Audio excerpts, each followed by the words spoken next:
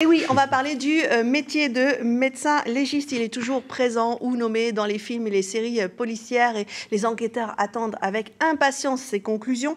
Mais dans la vraie vie, comment ça se passe? Quel est le quotidien de ce métier? Eh bien, on en parle aujourd'hui.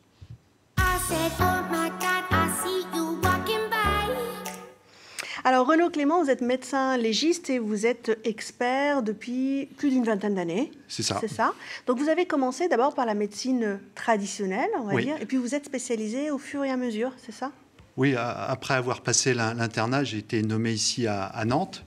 Et puis donc j'ai fait un internat de spécialité. Et au cours de cet internat de spécialité, je dirais classique, j'ai commencé à faire de la médecine légale, un stage, et puis ensuite un autre. Et puis de fil en aiguille, ça s'est construit comme ça. Cette activité qui était avant accessoire est devenue principale pour moi maintenant. Donc au départ, c'était, vous nous le disiez, pas forcément une vocation. On ne pensait pas à cette époque à faire ce métier-là. Non, ce n'était pas une vocation, puisque la médecine, c'est un métier pour guérir, donc c'est un métier pour soigner, c'est un métier pour investiguer. Et la médecine légale était finalement un peu tout le contraire, puisqu'il s'agissait à cette époque-là d'essayer de faire des autopsies donc chez les personnes décédées. Donc c'était pas très intéressant ni très attractif pour les étudiants. Oui, pour ceux qui s'engagent pour sauver des vies, effectivement, c'est pas parlant. Exactement, c'est tout l'inverse en fait. Je comprends. Quel regard est-ce que vous portez sur cette transformation de l'image du médecin légiste? Parce qu'aujourd'hui, tout le monde sait quelque part ce que c'est que ce métier. Grâce en tout cas aux séries. C'est peut-être faussé, vous allez nous dire. Ah oui, alors c'est forcément un peu faussé puisque effectivement il y a des fictions, donc c'est pas toujours la réalité, mais ça a totalement, je dirais, sorti entre guillemets du placard l'activité de médecine légale vers une activité qui effectivement est attractive pour les étudiants. Certains étudiants qui veulent finalement faire médecine veulent être médecins légistes plus tard. Dès le départ, c'est une vocation. Un peu, ouais, dès le départ. Au départ, effectivement, il y a 20 ans, personne n'avait cette vocation de devenir médecin légiste, si bien que c'était finalement quelque chose de très rare. Et les médecins légistes qui exerçaient à cette époque-là, finalement, avaient cette activité comme un complément d'une autre activité principale. Alors que maintenant, effectivement, des jeunes se projettent en disant « je vais faire mes études de médecine et ensuite je ferai de la médecine légale ». Et aussi parce qu'il y a des unités maintenant dans tous les hôpitaux, alors qu'avant, c'était assez restreint. Exactement, tout s'est organisé, donc tout s'est structuré. Donc il y a des unités hospitalières pour exercer la médecine légale. Et avec ces unités hospitalières, c'est créé également une spécialité de médecine légale. Donc, on fait finalement un internat maintenant de médecine légale pour devenir médecin légiste. Alors là, on voit des images avec des ossements. Ça peut être des fois des datations lorsqu'on découvre des corps qui sont là depuis longtemps. Ça peut être aussi dans l'urgence lorsqu'il y a un crime. Oui. Ça peut aussi être de la médecine du vivant, vous dites. Alors, qu'est-ce que ça veut dire ? Alors, effectivement, la médecine légale, c'est celle de l'autopsie, mais le médecin légiste, finalement, est un médecin de la violence. C'est aussi un interlocuteur pour la justice, et ces constatations, qu'on appelle constatations médico-légales, c'est un acte technique qu'il traduit en preuve judiciaire, si bien que, on voit effectivement toutes les victimes de violences, les violences qu'elles soient, les difficultés entre voisins, les violences dites conjugales, les violences contre les enfants, les violences parce qu'il y a eu un accident de la voie publique, jusqu'aux violences où effectivement il y a des coups de couteau ou des tirs d'armes à feu. Donc voilà toutes les victimes, tout le panel des victimes que l'on peut voir, donc ce qui fait un nombre important ici à Nantes et dans son agglomération. Et les constatations sont réalisées par un médecin légiste. Donc ça, effectivement, ça fait un nombre relativement important chaque année de victimes examinées dans le service de médecine légale. Je sais pas, spontanément, j'ai envie de vous dire, il faut être fort psychologiquement parce que vous avez un sacré quotidien quand même. Alors effectivement, il faut avoir une certaine stabilité psychologique pour pas s'immiscer dans les violences que subissent les victimes. Donc il faut garder un petit peu de distance. Et pour ça, on a aussi une protection, je dirais, c'est celui effectivement de faire un examen médical, de faire un rapport. Donc ça permet effectivement, dans le cadre de ces démarches et de cette production d'un écrit, de garder une certaine distance. Louisa, qu'est-ce que ça vous évoque, ce métier ? Oui, c'est vrai qu'on avait l'image de l'autopsie. De l'autopsie, plutôt en relation avec les morts, mais pas du monde du vivant.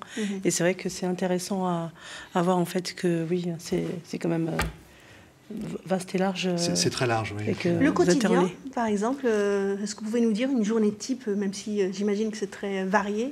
Oui, alors une journée type d'un médecin légiste, donc il a plusieurs activités, reste quand même l'autopsie, l'examen du cadavre, soit sur les lieux où on a découvert le cadavre parce qu'il y a besoin d'avoir les premiers éléments de constatation, soit dans une salle d'autopsie, et donc là on fait un examen externe et puis un examen interne. Donc l'examen externe plus l'examen interne, ça s'appelle une autopsie. Et le but est de déterminer les causes et les circonstances du décès. Donc ça, c'est une activité médecine légale qui reste à part entière dans la pratique professionnelle.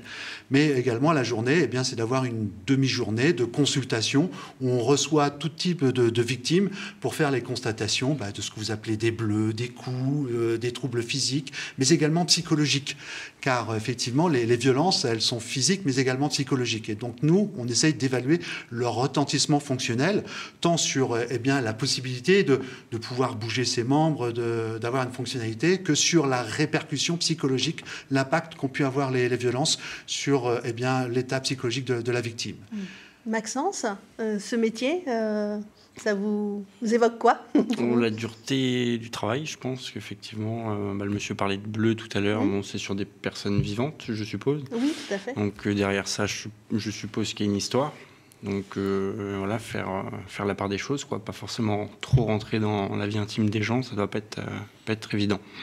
De temps en temps, on rentre un peu dans l'intimité, parce qu'au-delà des violences physiques et psychologiques, il y a également les violences dites de nature sexuelle. Et donc forcément, là, on rentre dans une intimité, et ces violences existaient également.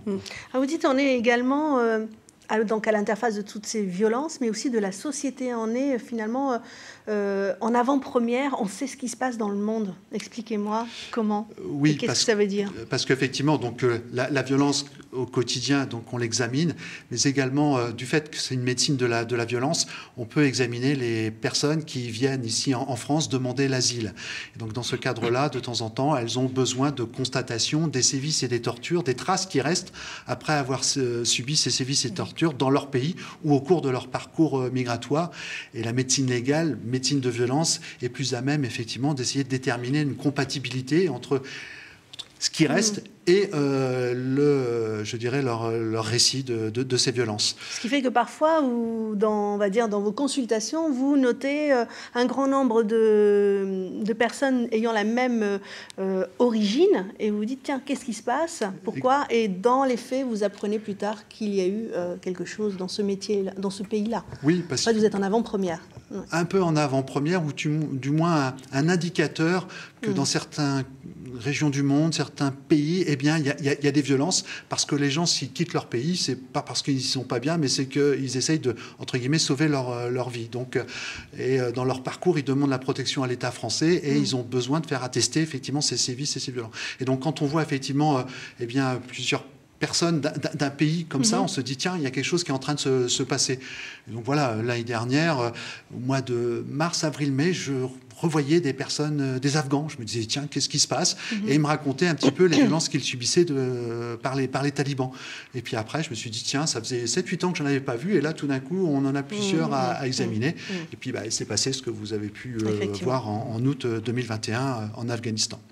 Eh bien, écoutez, merci d'avoir partagé avec nous un petit peu votre expérience et nous faire découvrir ce métier peu connu finalement, malgré la grosse médiatisation dans les séries. Merci à vous.